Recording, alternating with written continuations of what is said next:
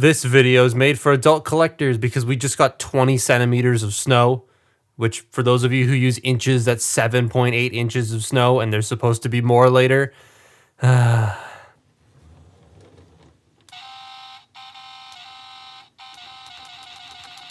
bet that annoyed so many parents back in 2007. It definitely would have annoyed mine. I never had this when I was a kid. Okay, I'll stop now. I really like this mold. Being the first leader class representation of movie Optimus Prime's design, it's extremely jank, but it is still a lot of fun. It's chunky and clunky and dense and weighty, so why don't we make it blue for some reason? They made it blue and damn if this isn't one of the coolest Optimus Prime redecos. Nightwatch Prime has been a figure I've wanted for some time now, and it's always amazing when your local comic shop sends you a picture saying, hey, look at the collection we just bought, and he's just sitting in the corner. Needless to say, I drove all the way down there and bought it, and this, because they had this for some reason. Comic Alley Toys not sponsored, but this Prime looks sick. I love this shade of blue they picked. I don't know how to describe it. It's just like a nice shade of blue with maybe a drop of green in it. And with this blue and gray, it's one of the few times where Allspark blue doesn't stick out. It works very well here. There is a rarer version of this mold, the Takara black one, where there's some of the Allspark blue has been replaced with like black and bronze. To my knowledge, it was Japan and the UK that got it, though I could be wrong. However, I think I prefer the North American version. The colors just feel a bit more uniform. Seeing as this mold came hot off the heels of Cybertron, everything moves in chunks, so there are a lot of large pieces just hanging off the back, with the wheel thigh things just kind of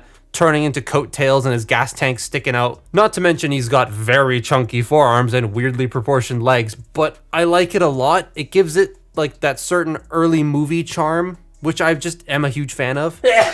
Oh, Jesus. He does make noises. Pulling this lever down collapses the torso section, then flicking the part underneath it makes the head pop up and he makes noises. I love that.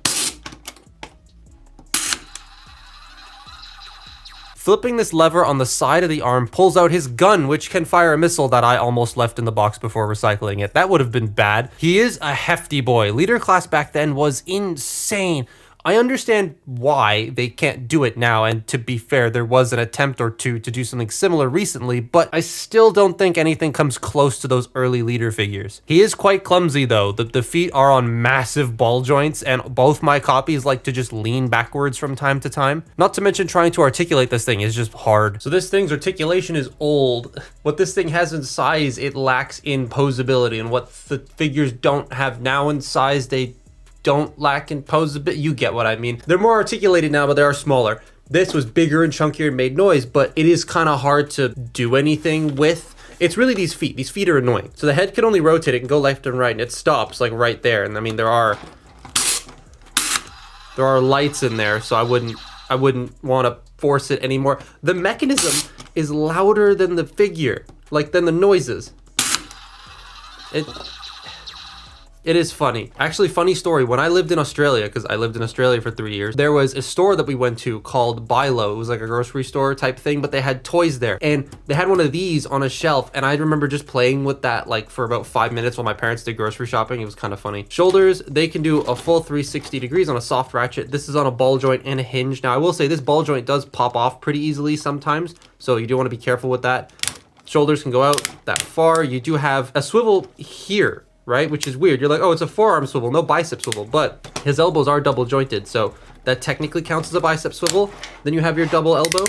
It's kind of like Combiner Wars Hotspot, if you've ever messed with that. That was weird. No wrist swivel, but there is individually articulated fingers and thumb, which is very nice to see. I'm very surprised. No waist joint, no ab crunch. It just kind of does this for transformation, and that looks weird.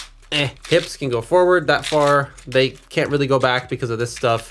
They can go out about that far, and then this starts to bump into here. If you move this out of the way, you can get the hips to go out further, but then you have this giant skeletal thing hanging off the back. This, by the way, does open up to accommodate the knee bend, which does not bend to full 90. Even with these moved out of the way, that's as far as it goes. He does have above the knee swivel, and the ankles can go down, they can go up, you get some rotation, and you get a little bit of ankle pivot. So it's just big, chunky, and awkward. And these right here, they love to come out. They don't actually like clip in anywhere, and so they like to fall out every once in a while. This one especially.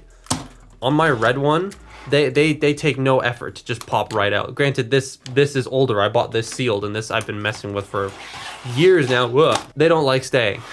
Rather unfortunate. Awkwardness aside, I love messing with this robot. It's just so cool, and it's nice to have this deco finally. The transformation is very interesting on this mold because the limbs end up in places you kind of wouldn't expect. However, some of the tolerances on this copy make the conversion a tad annoying. It's a lot of large chunks.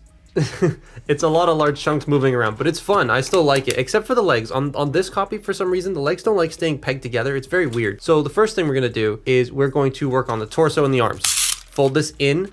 Then you bring these sections down at the top here, and then you fold these shoulder pads around, and they will eat whatever the hell these are supposed to be inside of them. Then you want to take the arms, bring them up, open this up. These panels will just fall open. You rotate that around and then close this up over here and get this pegged together and close that back up. We'll leave this here for now. One thing to note is if these move around while these are closed, they like to pop off. That's the main thing they like to do, which is very fun. But, oh, there it goes. Bring this down, open that up, close this up, and then accordion this up and in. This one we're gonna leave down just because the gun does get in the way of a lot of other things. The gun, which by the way, is removable, stay closed, is removable. And I dropped it.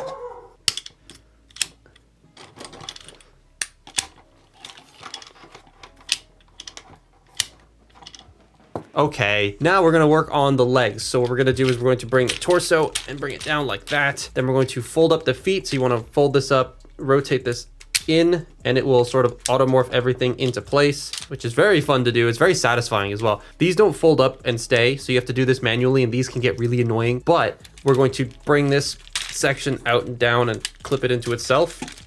Do that on both sides.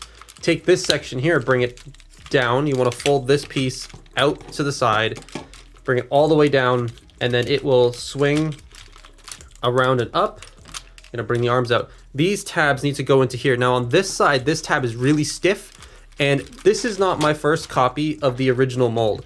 I had one before that where this tab broke off because of how tight it was, so just be careful. It's really annoying to get in, and then it's even more annoying to get out.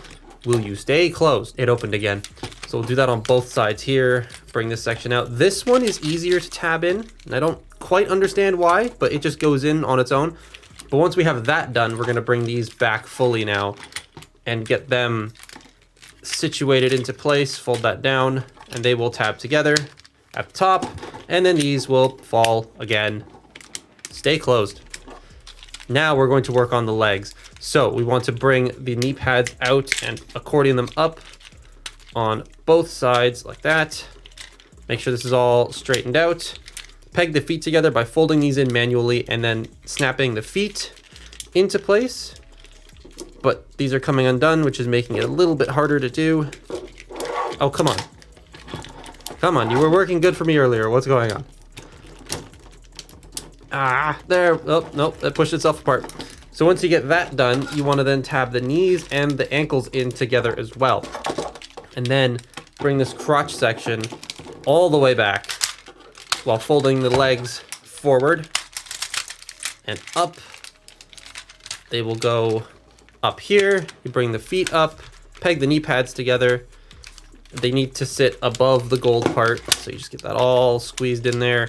Bring this section around, then bring these up. They will tab into the side of the arm bits, peg them together, and then fold these up because they're gonna fall open again. And there you have him in his truck mode. Very big blue truck mode. Can you stop? Both of them do this. This one, not so much, but these panels here just love to fall open. It's very annoying. I wish they clicked.